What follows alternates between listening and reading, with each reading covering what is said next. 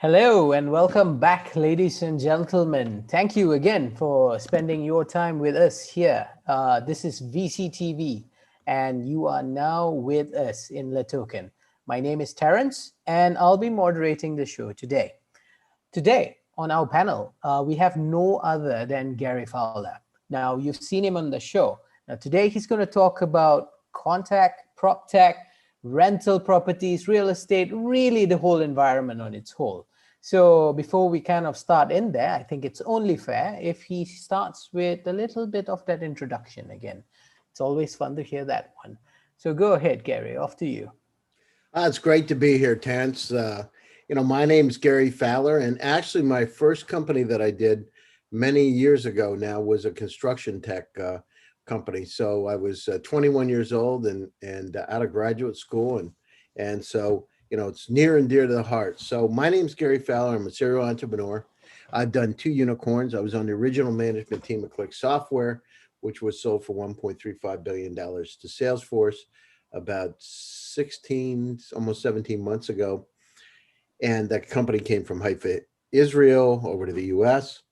And I'm also the co-founder of Viva, which is now one of the top AI HR tech companies worldwide.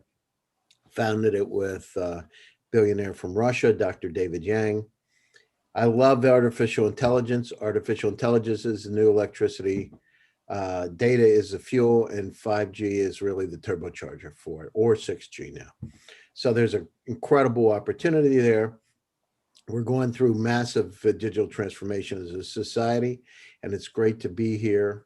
And La Token and a lot of the groups that are out there that have focused on online and transferring knowledge they're critically important, because no matter where the startup is, no matter where the investor is, knowledge is power. And today it's a great thing to be able to have these phenomenal connections. So it's good to be here, Terrence. Thank you. Excellent. Thank you, Gary. And thank you for spending that time with us. I know it's valuable, and I'm sure the viewers appreciate it as well. Okay, let's just dive straight in. From what I read, from what I understand, I mean, lots of companies are trying to get into this ecosystem. Let's talk about it a bit and give it that introduction that it needs. From what I read, it's typically about that digital transformation of the property industry as a whole. Now, how much are we going, or how much are we talking about that transformation, or what are you seeing, or how would you define it, Gary? The industry itself. Yeah, so first let's look at where we are today. You have clients out there, potential customers, and they have rapidly changing expectations, right? They're looking for more innovative and tailored products for whether it's a commercial building or home or that kind of thing. And the demands are dramatically increasing. So we've got to look at how to do things like modularized design. And I can talk about that a bit. I actually started my company. I built 27 houses and designed them myself. Houses up to 800 square meters, 8,000 square feet. And so we actually built the houses in a factory, Terrence. So we'd actually take modules, 14 by 70. I would build them in a factory. It'd take me less than a week to have them built in the factory.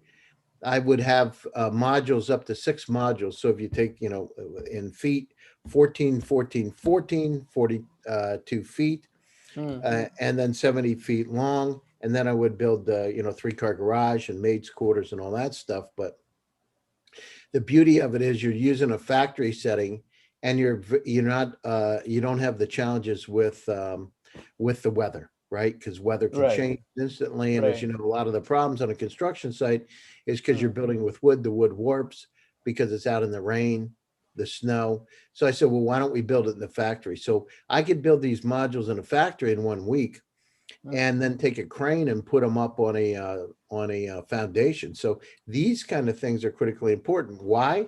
Because I can do it the way I want. I can do it very quickly, and I can make sure that the quality's there. Part of the challenge with building a house is it's like Forrest Gump. You never know what you're going to get. Life is like a box of chocolates. So, and with the house, it's kind of the same. So anyhow, and the kind of things people are looking at today, the expectations are for modularized and then optimized on energy, right? With improved health and security. So, it used to be that you could put a house up, get the water tested, and that would be it. And then when you're ready to sell it, you test it again or test for radon. But people don't want that anymore. I mean, they don't want to. There's a lot of challenges with non-potable water that's not drinkable. Wells Mm, get contaminated.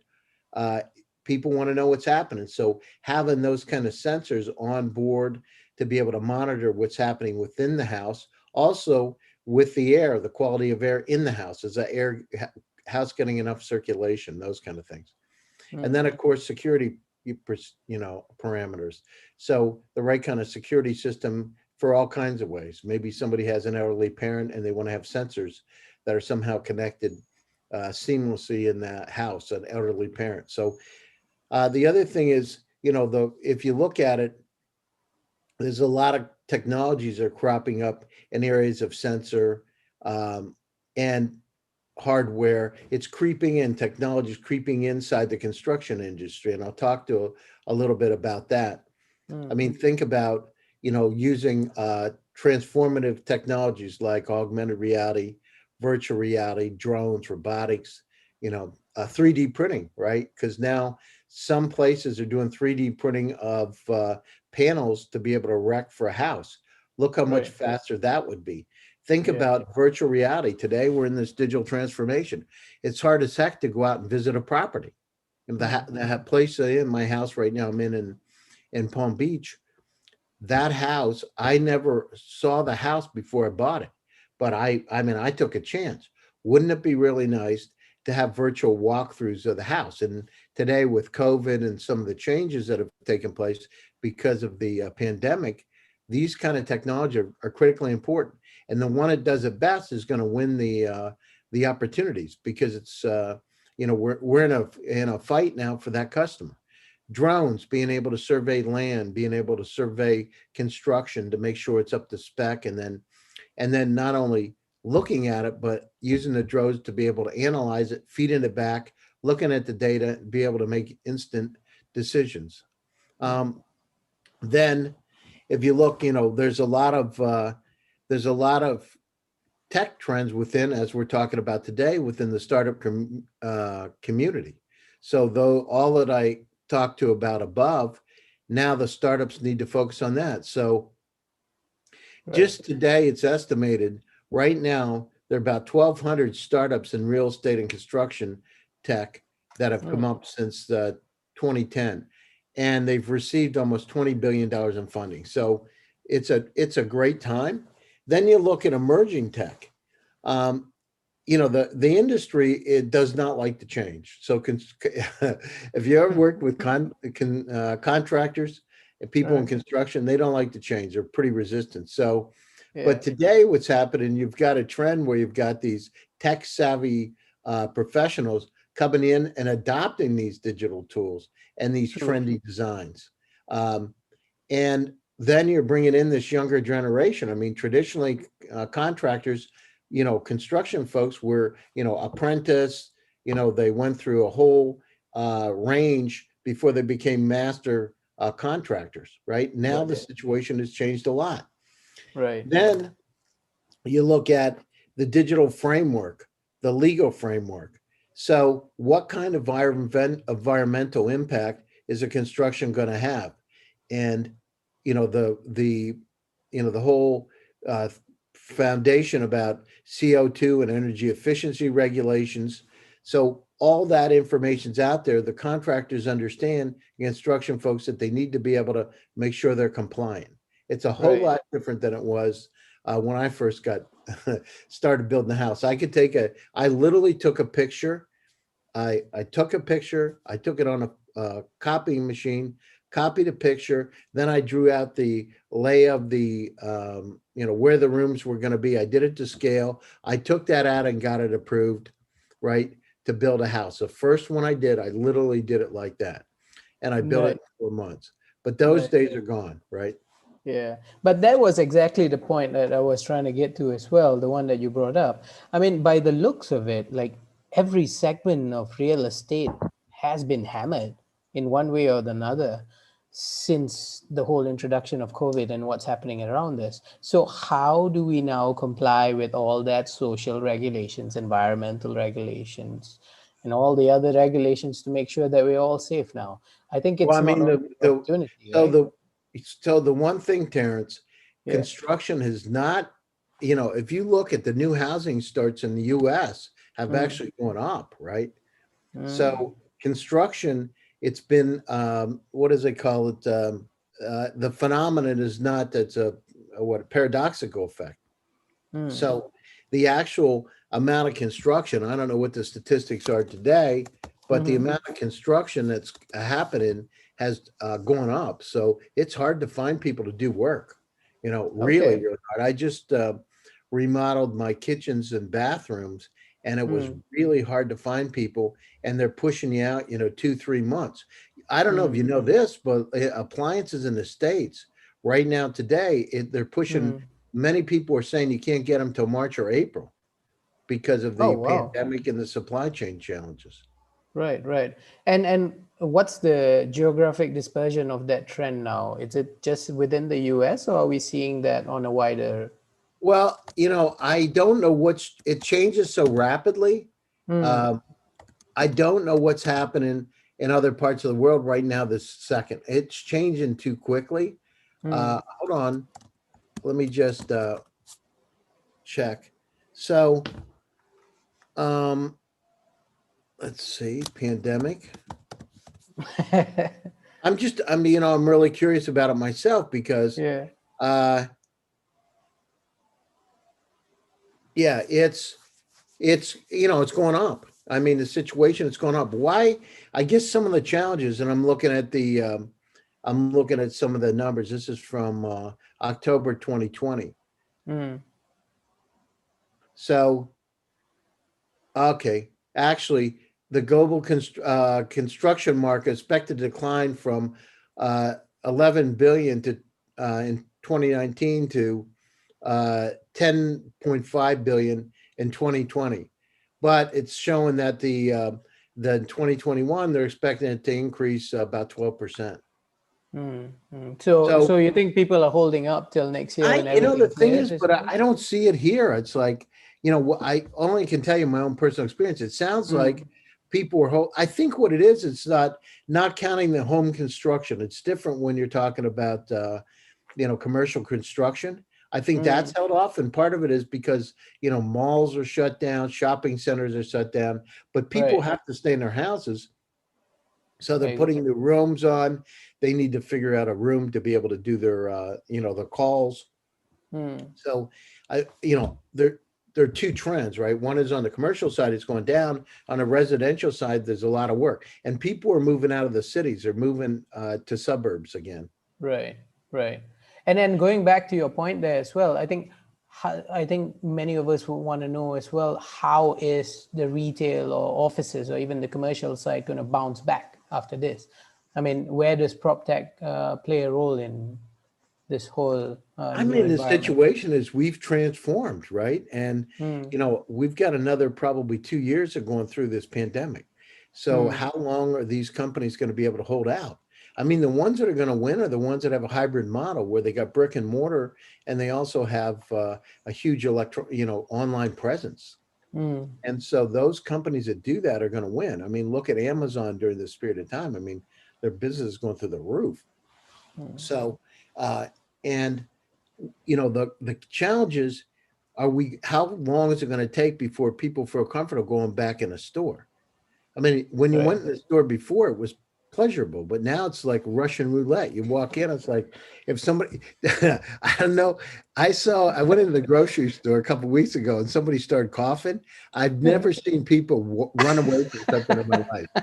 And if you would have told me like a year ago that I would be sitting in a store and people would be wearing masks and somebody Right, would cough and they would run, I would have said you're insane. But I right. saw it with my own eyes. So, people are nervous about going into situations. So when will they feel comfortable going shopping with a lot of people around again? I mean, it's going to look at the Spanish flu. It was 4 years, right? Right. And then you had the economic impact probably another 10 years after that happened. People were a little Hmm. bit nervous, you know? Oh, So the question, I hope that trend doesn't continue for this one as well. well, we hope so, but that's going to have a big impact on. So when you have, uh, I mean, think about it.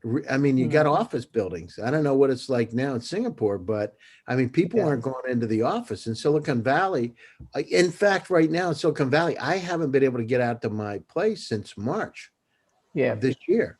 Yeah. People are not working in the offices. People are Right. not meeting, and we have curfews at 10 o'clock at night. Yeah, yeah. People are realizing that you can get more work done, and you can get work done if you're not even in the office. So I think that's the realization that some businesses are coming to understand. So then, what happens to that office buildings that you rightly see, like in places like Singapore, New York, and all these places, and what then happens to them? Well, I mean, that's a big question, right? And now what Mm. happens to all those people that hold those mortgages on All those, right. are carrying the paper on those buildings? I mean, I wouldn't Yeah, want to be in that situation. No, I nothing agree. good's, let me just tell you, nothing good's going to happen. Yeah, it's looking bleak at that front. Yeah. But again, if we kind of circle around just prop tech and looking at the industry itself, it seems that all the businesses that are coming out are kind of looking to solve the whole sales and leasing problem. So, are there any other areas that you're seeing that perhaps the trend is picking up, or maybe new developments coming You around? mean in terms of, well, I mean, the innovative construction, right? Things like 3D Mm, printing. 3D yeah. printing, I have a company right now that's doing carbon printing, right? Mm, So it's a German company. It's one of our portfolio companies that does carbon printing. So these incredible technologies are coming out to be able to help make houses be built not only better but faster. So I'm mm, seeing that take place. So trends like that, innovation, as I said, AR, VR kind of things for all kinds of ways. So mm, you're building a house, or you want to reconstruct your room. Imagine have the capabilities to look inside that room and see what kind of furniture is going to work, right? Because part of the mm, challenge is visualizing, and I mean like literally walking into it. I've seen that technology, right? One of our potential portfolio companies. So you could actually look at each angle of the room. You could change it from night to daytime, what it's going to look like. oh, that's And brilliant. Yeah. so you can do a virtual walkthrough. This is what it's going to look like. And I remember looking at it, and there was shelving that she put in. She Mm, wanted to show and it's realistic. This is not like a cartoon. This is like you're walking in the room, like yeah. literally, because I did it. Yeah. And so those kind of technology is going to be interesting. People now think of the opportunity, Terrence, today. Mm, How many people were having to work out of their houses and they weren't prepared? The houses were not constructed to be set up to be offices. Many times people are using the bedrooms. They don't even have a separate office. And if it is, it's not made, it's not soundproofed, it's just not set up. The lighting's not right to be yeah. able to broadcast, right? So Right. there's a huge opportunity. I mean, look at it. You can't even buy an IKEA. Try to buy a desk today. So if Mm, you're in different parts of the world, including the US, to buy a specific desk, I mean, they're sold out. They just don't have them. yeah. Files, desks, Yeah. anything to do with. So the thing is, there is a booming opportunity. Many people are going to be working out of their homes, and they need Mm, to be set up properly. So what's going to happen? They're going to mm, retrofit the house they have now, or they're going to mm. have to buy another one. I mean, True. because that is their office, right? Yeah. Yeah. And besides that, what do you think are the gaps in the industry on a whole? Or what's missing at the moment? I mean, in terms of what's missing is the Mm, commercial real estate side is the a reason to be able to build, right? Because they can't carry mm, the inventory they already have. Who's going to buy it and for what? So if you're in New York or in Singapore or Hong mm, Kong, I mean, who's going to buy your building? Who's going to rent it? That's the mm. thing is you're counting on an occupancy rate of what 90 some percent. Who's going to rent your building today? Right. And when? Right. Is And this what is this an opportunity for technology then to kind of further come in, like AI, data collection, and it's all coming that? now. Think about it. Yeah. It's Yeah. it's like everything. Look at the sales of notebook computers over the last year. They're going through the roof. I can right? imagine, isn't Internet. it? Some Yeah. places you can't get the internet bandwidth, including Silicon Valley of all places, right? The worst connections I have are calling people in the valley because everybody's using it. So, Oh so no. you got 5G and now 6G coming on board. It's going to Mm, change things because you're not going to have to be wired into the home network anymore. You're going to be able to have a direct connection. It's going to be a lot different than it is today. It's going to be as mm. different that the Ethernet was to Wi-Fi is what the potential of 5G and 6G are going to have on being able to have your connection anywhere at any time. Got it. And where do you think? I mean, since this is Le Token, and I'm sure the viewers are kind of watching within that whole blockchain space. I mean, where does that then come in? Where does blockchain and perhaps DLT, distributed ledger, and all that come in? I mean, the Do you see situation is many? so, Yeah. yeah, I mean, you're gonna, I'll give you, for instance, there's a company called Propi, and Propi is a company that's doing cross-border transactions, right? Mm, So if mm, I'm in China, how can I buy a house in California? Or if I'm in uh, Moscow, how can I buy something in Spain? And the mm, situation is you're going to have a lot more, especially today with these cross-border transaction. And then as we have a mobile world, I mean, people are retiring. They're going to coming out of places like Singapore and moving into places that are lower overhead, or coming out of mm, the U.S. and moving to Panama or Costa mm, Rica or Spain. So you're mm. going to see a lot more opportunities open up for cross-border transaction. And so you're going to have to look at the property virtually, check it out, then you're going to have to buy it. So one of the big challenges, how can I even get my money to that location? In Russia, when you buy a place, you take a suitcase full of cash, literally. You go in. I don't know what it's like in Singapore, but literally you take. No, you'll be in jail if you do that for sure. Yeah, well, in Russia, you do that. That's how you do it because they want to make sure you got the money. So you come and Yeah, walking down the street with, $300,000-400,000 in a suitcase. You yeah, hope you don't get mugged, you know, at that yeah. point or any place. But then, Russia is not the only place. There's a lot of places in the world where cash is king. So True. we got to look at how can we use, things like blockchain to be able to transfer that money and have the safety and security that we need at the same Mm, time that one-on-one kind of transaction capabilities with the seller. So right. that's where I see blockchain coming in. And Mm, of course, this is going to take it's going to take some time for society to basically adapt to these kind of changes because it's not in our DNA. mm, This is like it's going to change. So this whole digital transformation is going to affect that in the same kind of way. It levels the playing fields. It gives democratic opportunities for everybody. So it doesn't matter where my property is located. I'm going to be able to sell it when, where, and how that I want to be able to do that. And right. what you're going to find is countries are going to have to step up and have the legislation in place to make those more easily done. And it's going to, and this is a tidal wave coming in where we're going to Mm, start to see that. And I mean, in the past, we had a lot of people from China would buy houses in California. It's not easy. It's right. really difficult. Mm, So how can I look at them? And I'm in Shenzhen and I want to look at a house in San Francisco. How could I do it? Of course, you can go online and that kind of a walkthrough. But imagine being able to put your Oculus goggles on to be able to have a real walkthrough of that and walk outside to see what it's like, right? To right. look at San Francisco Bay, from that second story window. Mm, So it's those kind of technology are going to come in so we have near real experiences and can enjoy really the home from all kinds of different ways. But this, by the way, these technologies are going to affect everything from right. car inspections to med tech, right? Mm, From with surgeons. So it's going to change everything. yeah. And Yeah. construction, the challenge with construction, was typically a blue collar environment where you would have, people that go to trade school come up and they would start Mm, pounding nails. And, mm, you know, but those days are gone. It's going to be tech driven and it's going to be interesting to see. Imagine robotics, right? Putting up when you're doing framing nailing or pouring a foundation and having robots to be able to right. assist you. I mean, we're not far off from this stuff. Yeah, yeah. I think you're right on that one because I think right before the show, I was also just quickly Googling and what I saw when it comes to like this innovation, the use of the word smart. I mean, smart real estate, smart residential, smart cities. There's lots of smarts coming in. Is this just companies using the buzzwords or are you seeing the smarts? Well, I mean, the thing is, I just did an event. I had the general manager of Intel worldwide for, he runs it, IoT and Hmm, smart cities.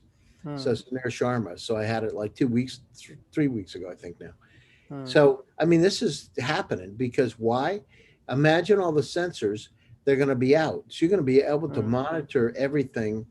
The foreman of a site won't have to necessarily be there. They can use robotics to be able to look at what's happening within that particular site.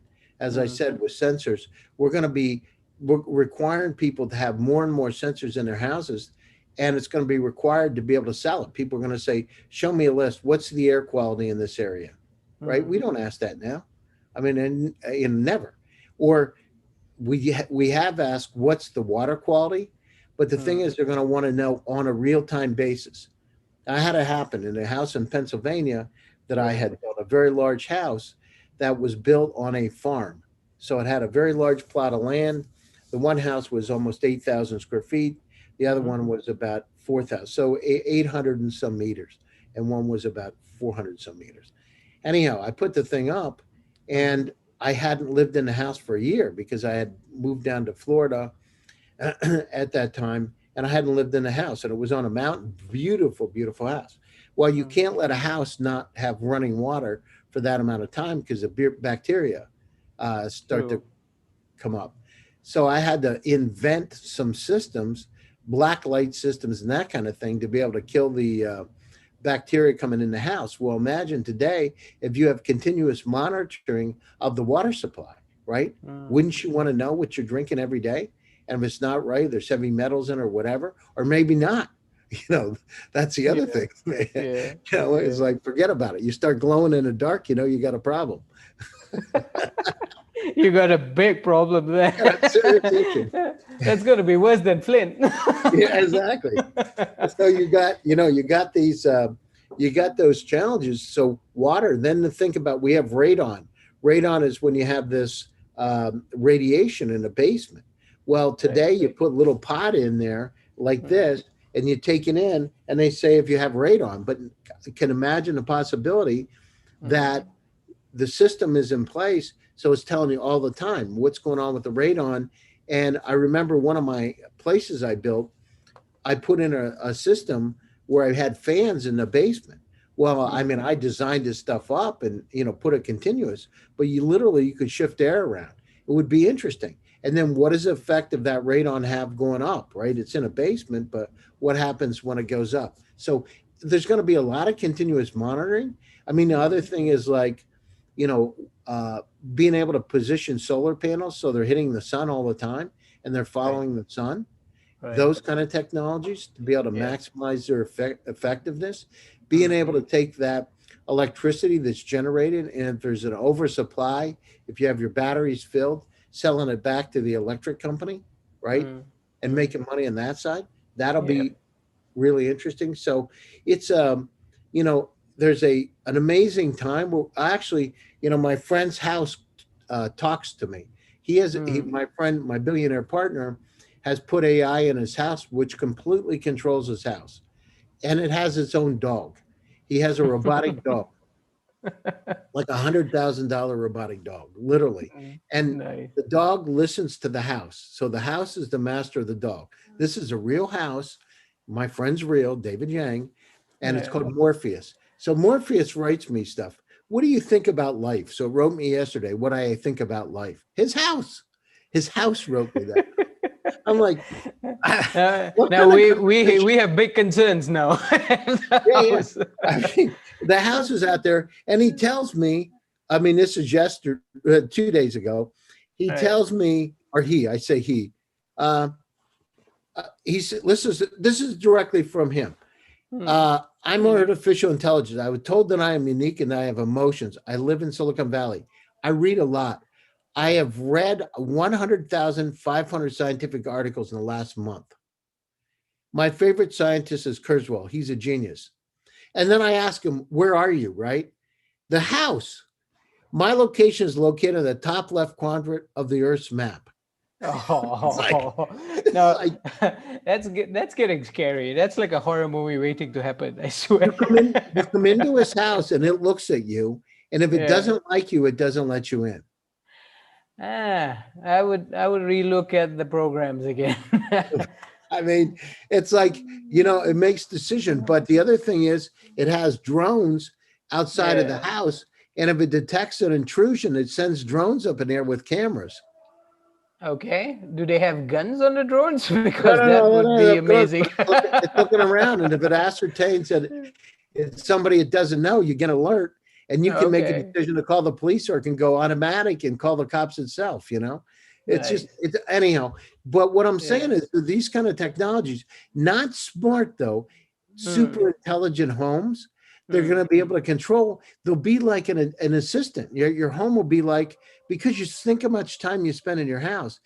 house will be like a companion, you know, Yeah. literally.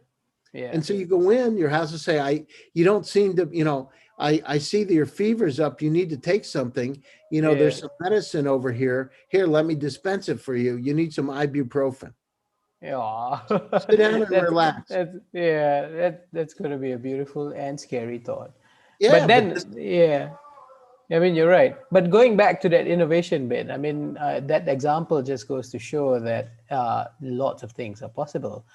But when we talk about, I think, real estate at the moment, I think it's kind of important that we highlight a little bit of fintech as well.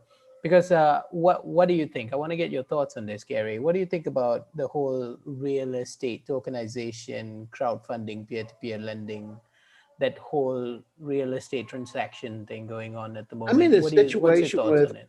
situation with peer lending, Mm, obviously that's something quite interesting because mm, you can, if I can make more money by lending this and I'm secure that I'm going to get my money back.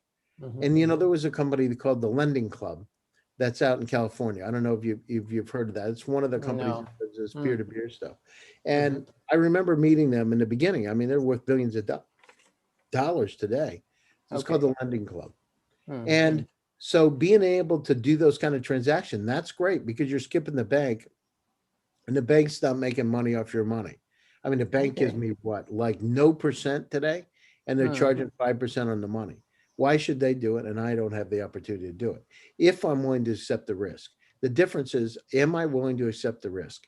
That's where this thing gets a little questionable, right? mm. Yeah, you're right. And I think coming from that whole VC background as well, and this is VCTV on its own. So we want to talk a little bit of a bit about that money as well. We want to look at VCs and how you guys are taking a look at it from this point of view. So I think the whole idea of what are you doing in the space and how are you helping, that's probably something the viewers would like to hear more about. So go ahead and Sure. tell us. I mean, the Yeah. situation is I'm always looking for technologies that are on the cutting edge, Mm, right? mm, So whatever it is, I'm interested. One thing in your life as you go through your life, you learn that you've got to keep the inquisitiveness of a child, because if you do that, you're going to make money, you're going to be successful, you're going to be happy, right? true. And so be inquisitive. So any types of technologies that are out there that are really leading edge. The Mm, one thing is, so from my standpoint, I look at, have they are they really able to pull it off?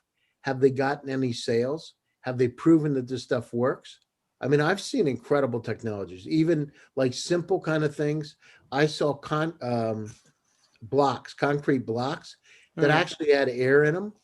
They actually were very light, but they were stronger than traditional concrete blocks, the way they Oh. had done this. I saw this technology out of Eastern Europe, and I personally saw it. I mean, super strong.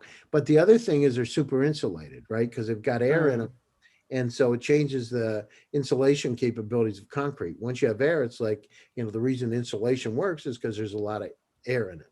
mm, So those kind of technologies that are making a difference. The other thing is, in terms of, I said AR, VR, artificial intelligence, application of any kind of AI, not just Mm-hmm. in the house, but predictions, right? Mm. So what kind of things are you interested in? Well, you build a house today on a plot of land. Do you know what's going to happen with that plot of land in 50 years in terms of, you know, what's the chance of an earthquake? I mean, all kinds of different things. What the Yeah. weather pattern's going to look like? What's my land going to be like? Yeah. So I'm looking at any types of innovative technologies that could assist. I'm looking at things like energy efficiency.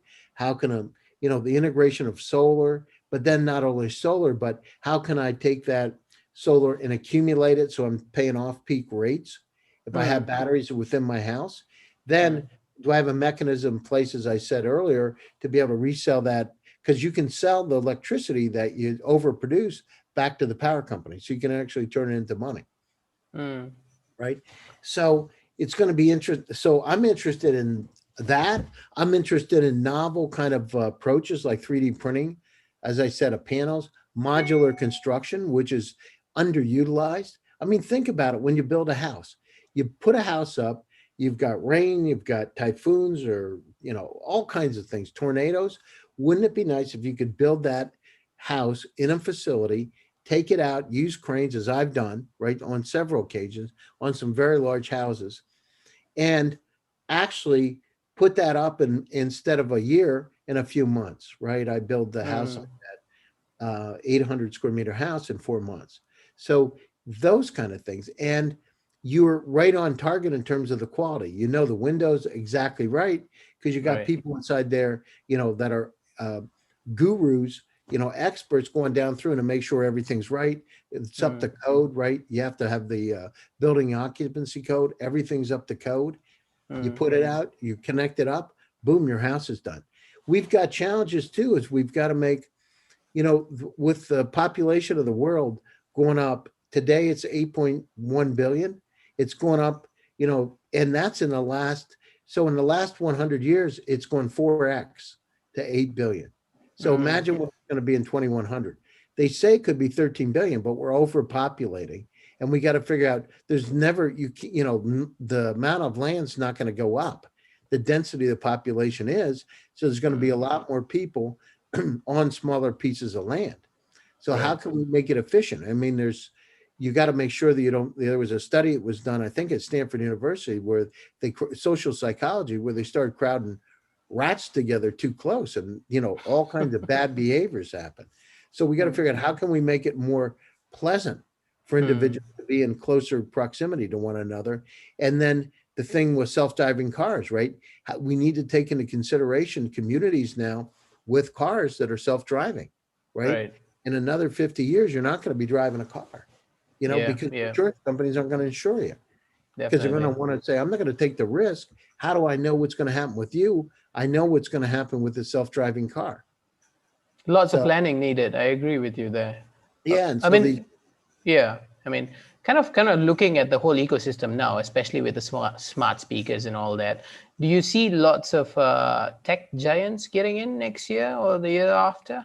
I mean, what are the barriers for all the new businesses that come I to mean, play the at the thing moment? is, this is they're going in it, like Intel. I told you Samir Sharma Mm. is the top person in Intel, and I mean, they're on it now. I mean, they're looking at ways, because it's not just a smart city; it's an entire smart society, right? We forget Mm. it's not smart city; it's smart society. Everything's going to be connected together, right? To get to the city, you're going to have a self-driving car, right? So we're going to have cars. We're going to have special highways, hyperloops, all Mm. kinds of different ways that it's going to, it's kind of like the internet, right? It's going to start connecting everything together. And so it's all going to be one thing. It'll be smart regional plays, then it'll be smart countries, and then there'll be, and I don't even want to say smart, that's the wrong word. It's intelligent. There's a Yeah. difference between smart and intelligent, right? Mm. So it's going to be these super intelligent, and then they're going to be connected together. Devices are going to start to talk to each other, right? Your And then city's going more to say data and more AI, right? more data. The city will contact, your house and say, listen, you need to get him up because your office will call in, right? You need to get him up. It looks like we're forecasting more traffic this morning. We need to get him or her up 20 minutes early. Why don't you turn on the alarm, wake them up, get the car out to a house? Everything's going to be exact.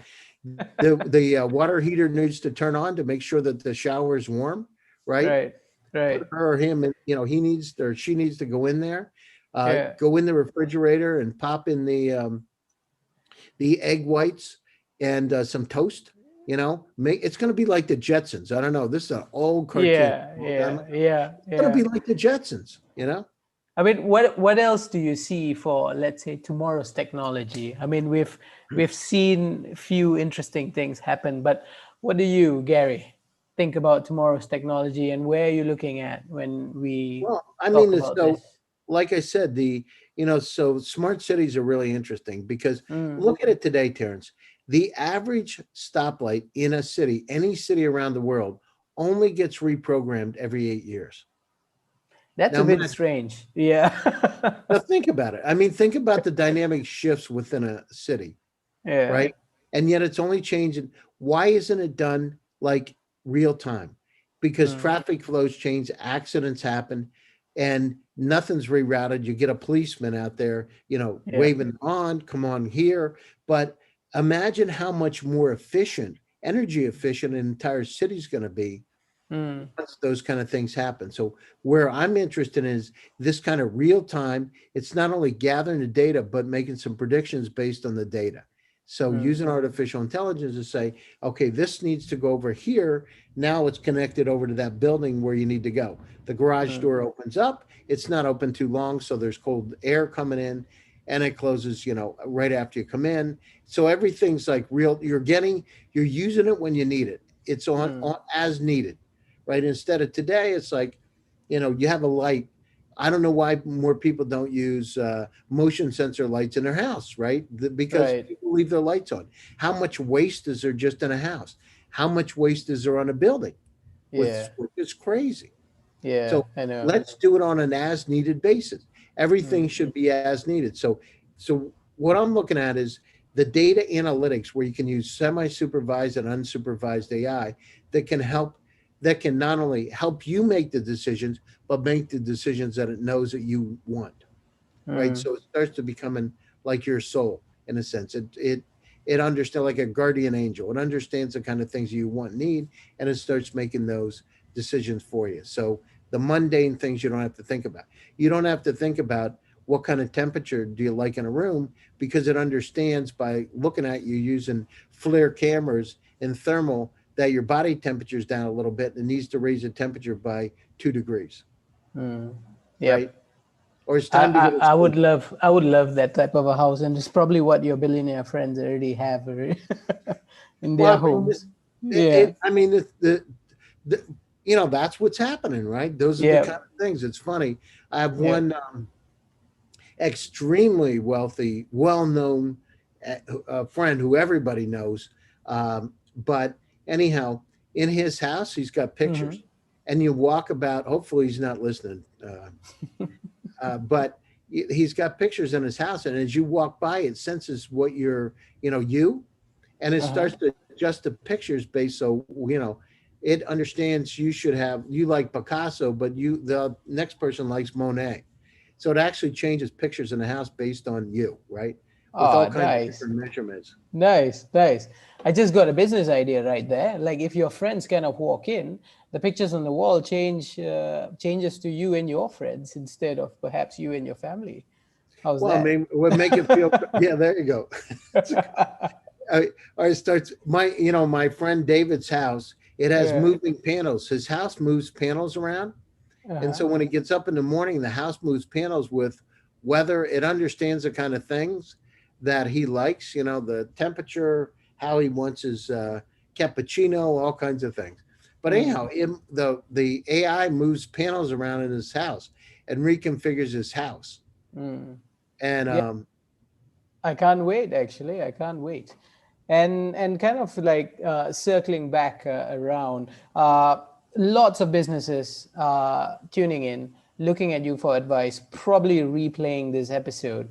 So let's talk to them directly. Give them a piece of advice. Give them what you think. Tell them where the opportunities and the technologies are headed and what are they looking into at the moment. Yeah, sure, absolutely. I mean, so all the startups and investors that are out there today, think about it. This is a dawn of a new era. This digital transformation is changed our fundamentally changed our lives. We've now moved into high gear. So when you go out there, it's not just about having an idea. And as I say with my company, it's called GSD, get shit done, go do it. The Mm, difference in between success and failure. I remember one time a very wealthy friend of mine said, entrepreneur said, Gary, give me a coin. And I said, okay. He said, he flipped it up in the air and he said, heads or tails? I said, heads. He said, you got it. He said, but if you wouldn't have tried, you have 0% chance of success. So you got to get stuff done. You've got to try it, test it, do customer development, make sure people want to buy it, because sometimes you can waste a lot of money and a lot of time by coming up with something that people aren't willing to spend money for. So get out there, do your customer development, validate they want to do it, get those first customers, get regional success, and then go global. This is an opportunity of a lifetime. Data is king. We're going to be a data driven society. So the companies that can help us make better decisions with data are important. Remember today that there's about 40 zettabytes of data in the world. 40 zettabytes is enough to go to the moon back and forth 29 times. If you had DVDs stacked one on top of another, 29 times, right? mhm. So there's that much data, and it grows at 61.7% per year. So we are inundated with data. We need to have systems out there, very, very intelligent, semi supervised, unsupervised AI that can help us make better decisions. So look at those technologies that can help in the decision making progress. It's across all vertical markets. The only difference is the training sets. The training sets are different. So the same technology, I call it transportable AI models. But that, and I wrote an article in Forbes magazine about it. So understand that those technologies are important. It doesn't matter where you are, it doesn't matter who you are. It only matters that you can get shit done. So get the stuff done and do it. Brilliant. Gary, always good insights, always information flowing out from you, and that's great. Gary, before Because we of you, end the Terrence. show, Because of you coming here, I get up early in the morning. It's 5:30 in the morning over here, but I get to see your smiling face and talk about incredible stuff. I enjoy it too. trust me, we all appreciate it. The viewers out there love hearing from you. Is there anything that you want to plug before we end the show today? I mean, the thing is, so I've got some really cool stuff. I'm actually, this whole idea of being able to help kids around the world. So I've actually taken my company irex.ai and moved it over to help find missing and exploited children. Just in the Mm, US alone, there are 460 children, 460,000 children that are abducted each year. And so, in about 2 million children worldwide. So I'm actually taking technology that's developed over in Eastern Europe and applying it to be able to help find kids and to bring them home for the holidays. So it's my big thing. I have the district attorney in New York, the CEO of the National Task Force, a former White House national security member, the Homeland Security from the U.S. I'm chairing a panel, sports sponsored by Intel, by the way, supported nice. by Intel this Mm. week. So I encourage each and every one of you to check it out. It's on my website, which is GSD, GSDVS.com. Get Shit Done Venture Studios. So love to have people there. That's my passion. You know, AI, I love AI. It is the new electricity. So contact me. You can reach me on LinkedIn, Gary Fowler. You can see me on Twitter or Gary at GSDVS. I'd love to hear from you. This is a great time, and looking for cool startups that want to change the world. Excellent. Thank you, Gary. My name Thank is you very much. Terrence, and this is VCTV by Latoken. Thank you, and do tune in again. Bye bye. Take care, Terrence. Thanks.